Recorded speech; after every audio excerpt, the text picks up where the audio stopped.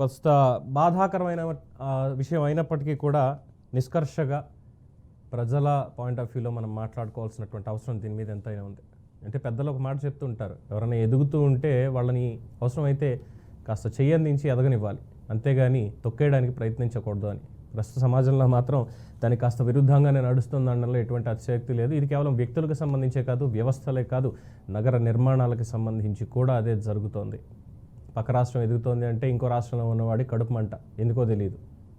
వీడు ఎదుగుతాడు, వాడిని ఎదగకుండా చేయాలనేటువంటి ఇది. అంటే రాజకీయాల్లో ఇవన్నీ ఒక భాగమేమో సామాన్య ప్రజలకు అర్థం కాదు కదా. పన్నులు కట్టేటువంటి వాళ్ళం ఏం చేస్తాం చెప్పండి. ప్రజలందరూ కూడా ఒకటి అనుకుంటూ ఉంటే రాజకీయాలు లేదంటే అధికారం కోసం అరువులు చాచేవాళ్ళు చేసేటువంటి ఈ తప్పుడు ప్రచారాలు, ప్రయత్నాలు ఇవన్నీ కూడా చూస్తూనే ఉన్నాం. రాష్ట్ర విభజనకి ముందు, విభజన తర్వాత, ఎస్పెషల్లీ తెలుగు రాష్ట్రాలకి సంబంధించి ఏం జరిగింది అనేది. సరే, రెండు రాష్ట్రాలుగా విడిపోయిన తర్వాత ఉన్నటువంటి పరిస్థితులు, ఏ రాష్ట్రానికి ఆ రాష్ట్రం ఎలా ముందుకు వెళ్ళాలనేటువంటి ఆనాడు ఉన్నటువంటి పాలకులు తీసుకున్నటువంటి నిర్ణయాలు, ప్రజలు ఇచ్చినటువంటి తీర్పులు అన్నీ కూడా చూసాం. ఇక మధ్యలో అబద్ధ ప్రచారాలు అన్నటువంటిది చాలా గట్టిగా పనిచేసాయి అనేది చాలామంది చెప్తున్నటువంటి అంశం. అబద్ధ ప్రచారాలతో ఏం చేశారనేది, ముఖ్యంగా రాజధాని అమరావతి, ఆంధ్రప్రదేశ్ రాజధాని అమరావతి, అది ప్రజా రాజధాని అని పాలకులు, గత పాలకులు 2014లో ఉన్నటువంటి పాలకులు నిర్ణయం చేశారు ప్రజల తీర్పుతోటి.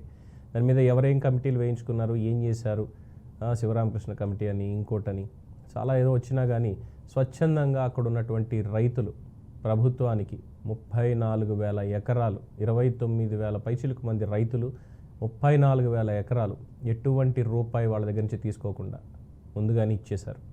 సరే, దాంట్లో ఉన్నటువంటి గొడవలు, లొసుగులు ఇవన్నీ కూడా పక్కన పెట్టి మొత్తానికి దాన్ని నిర్మాణపరంగా ముందుకు తీసుకెళ్దాం అనుకున్నటువంటి సమయానికి మళ్ళీ ఎన్నికలు వచ్చి పడ్డాయి. ఒక పక్కన 13 జిల్లాల చిన్న రాష్ట్రం, ఆ చిన్న రాష్ట్రానికి ఒక రాజధాని ఉండాలి. ఆనాడు ఉన్నటువంటి ప్రతిపక్ష నేత ఒప్పుకున్నారు, ప్రజలు చెప్పారు.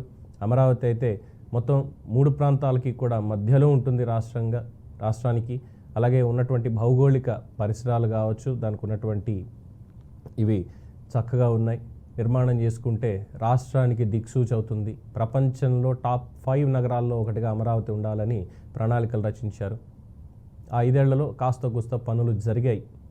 తర్వాత 5 ఏళ్లలో ప్రభుత్వం మారిన తర్వాత 5 ఏళ్లలో జరిగినటువంటిది, ఒక రాజధాని కాదు రాష్ట్రానికి 3 రాజధానులు ఉండాలి అంటూ చేసినటువంటి ప్రచారం. సరే, ఆ 5 ఏళ్లలో కనీసం ఒక్క ఇటుక కూడా పేర్చలేదు అన్నటువంటిది కళ్ళ ముందు కనిపిస్తున్న వాస్తవం. సరే, మళ్ళీ మొన్న ఎన్నికలు వచ్చాయి, మళ్ళీ ప్రజలు విస్పష్టమైనటువంటి తీర్పు ఇచ్చారు.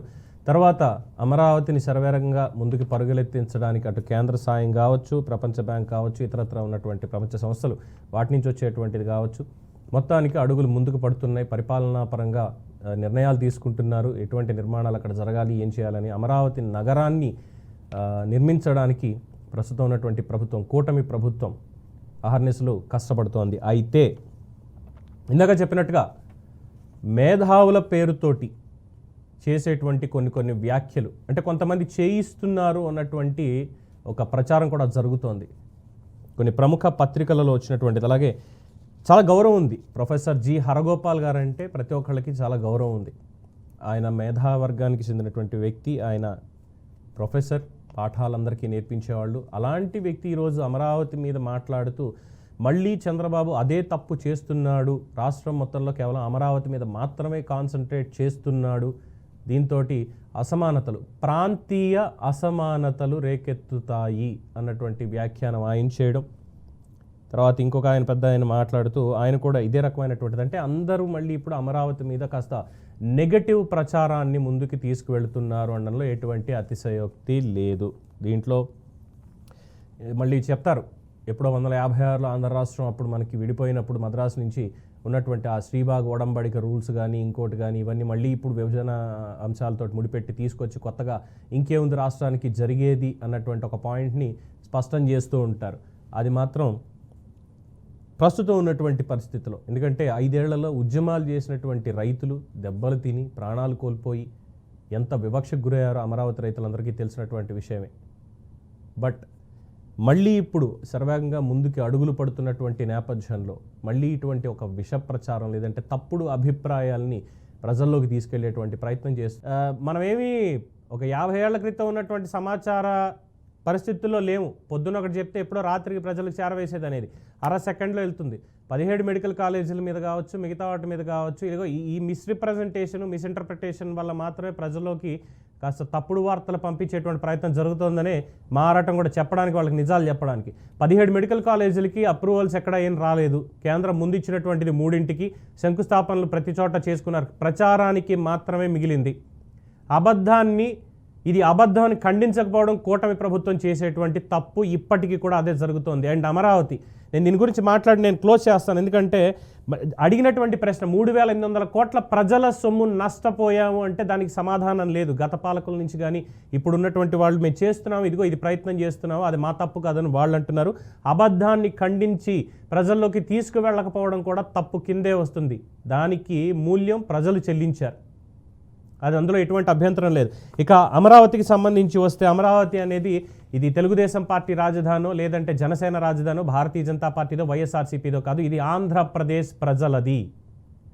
ఆంధ్రప్రదేశ్ ప్రజలకి కేర్ ఆఫ్ అడ్రస్ రాజధాని. తెలంగాణకి హైదరాబాద్ ఉంది, మహారాష్ట్రకి ముంబై ఉంది, తమిళనాడుకి చెన్నై ఉంది, కర్ణాటకకి బెంగళూరు ఉంది.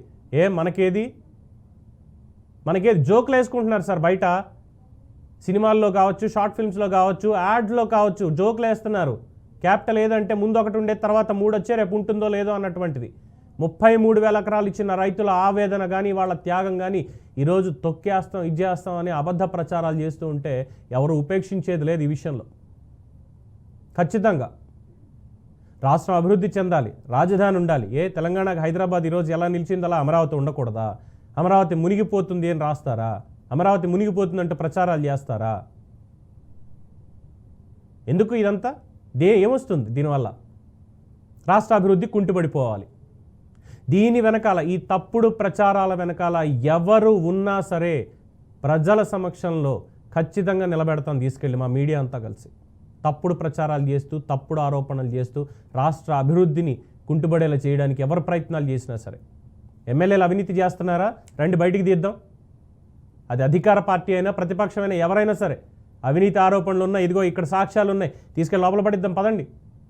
కానీ వ్యవస్థలకి సంబంధించి, రాజధానులకి సంబంధించి, ప్రాంతాల మధ్యలో చిచ్చు పెట్టేటువంటి కార్యక్రమాలకి ఒక్కరు కనుక దీనికి ముందుకొచ్చినా ఎవ్వరు కూడా ఉపేక్షించరు. ప్రజలు చాలా ఇప్పటికి విసిగి వేసారిపోయి ఉన్నారు. ఇక్కడ ఇచ్చినటువంటి హామీలో ఇంకోటో కాదు, ప్రజలకి కావలసినటువంటి జీవన ప్రమాణాలు మెరుగుపడాలి, భవిష్యత్తుకి ఒక భరోసా కావాలి, ఒక గ్యారంటీ కావాలి, ఉపాధికి, ఉద్యోగ అవకాశాలకి, పక్క రాష్ట్రాలకి వలసలు వెళ్ళేటువంటి అవకాశాలు అవసరం లేదు. మన వాళ్ళు ఇక్కడే ఉండాలి, మన యువత ఇక్కడే ఉండాలి, భవిష్యత్ తరాలకి ఇక్కడి నుంచే పునాది పడాలి అని చెప్పి ప్రతి ఒక్కళ్ళు కోరుకుంటున్నారు. దానికి అడ్డం పడతాం, అన్నింట్లోనూ మేము రాజకీయాలు మాత్రమే చేస్తాం, మాకు మిగతా అవసరం లేదు అనుకుంటారా? ప్రజలు ఇచ్చినటువంటి తీర్పుని మర్చిపోకుండా గుర్తుపెట్టుకుంటే ఇలాంటి పనులు ఇక చేయకుండా ఉంటారని చెప్పడంలోనే ఇది ఆంతర్యం తప్ప ఇంకోటి కదా. అలాగే ప్రొఫెసర్ హరగోపాల్ గారికి ఒక చిన్న విన్నపం.